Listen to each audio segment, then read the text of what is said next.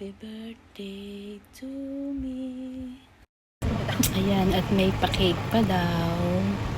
Ayan, ang ganda naman ng kanyang pag-decorate. Si Miss, maganda. Ayan, happy birthday daw. Happy birthday to me. O happy birthday, Mama E. Ayan, tingnan natin kung magkakasya.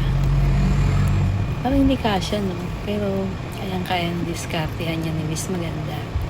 Ayan, happy birthday, Mama E. Ang ganda ng pagkain niya. Ang ganda ng paggawa ng lettering. We love you. Aba, nagkasya nga. Oh. Thank you, Miss Maganda. From Goldilocks. Thank you, mga Miss na magaganda. From Goldilocks. Ayan, dahil nga ngayon ay aking special day. Ayan, nag-tinrit ako o binlow out ako nung aking anak. Ayan, kakain daw kami dito sa masarap na cafe and resto. Ayan, kala ko dito dati, ano lang to, panay kape lang, tapos mga dessert. Sabi ko, ayoko dyan kasi panay kape lang naman.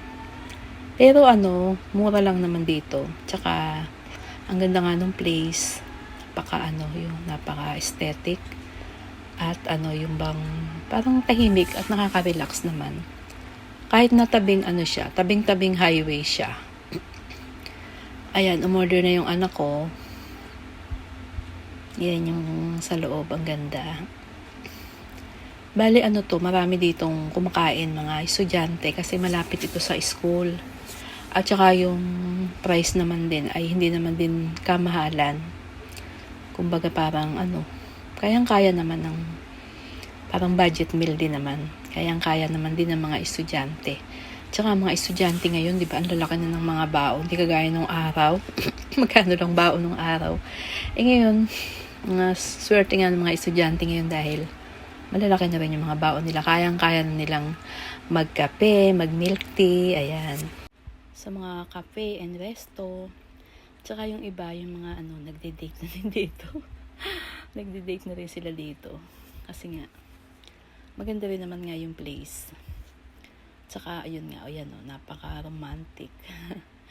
At tsaka ang nga pala dito, yung anak ko, ang suki dito. Lagi sila dito. Yan, yung apo ko.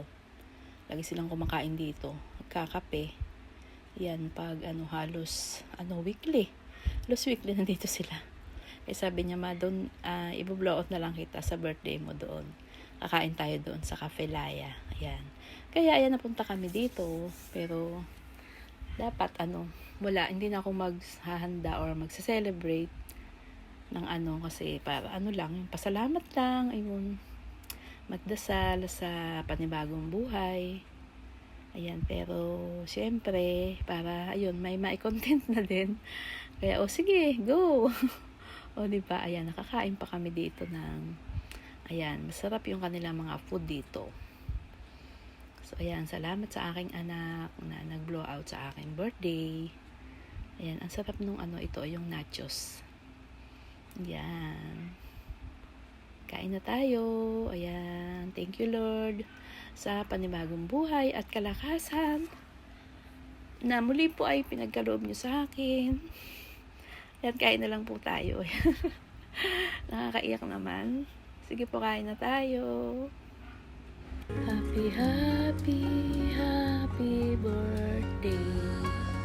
Sa'yo ang pagkain, sa'yo ang inumin. Happy, happy, happy birthday. Sana'y mabusog mo kami. Ayan, busog talaga. Busog na busog.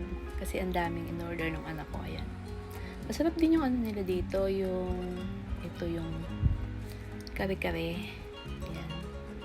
Tapos itong matcha. Tinry ko to. Sabi nung anak ko, baka hindi ko magustuhan kasi lasang damo. Pero okay lang naman. Hindi siya masyadong matamis. Yung order ko lang na to na matamis nga pala. At ito yung na-order ko, yung may honey garlic. Ayan. Pero okay na rin. Okay naman talaga yung lasa nila dito, yung pagkain nila dito. Masarap talaga. At babalik-balikan naman talaga yung ano nila dito dahil okay naman yung price at masarap naman yung kanilang luto. Ayan, itong cheesy fries. Ayan, masarap din. Dito, kahit ganito lang na maliit lang yung place, malinis at saka okay yung kanilang presentation.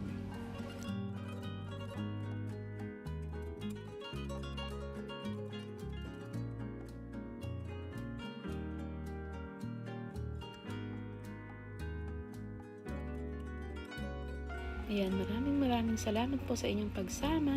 Bye! Ingat po tayo lahat.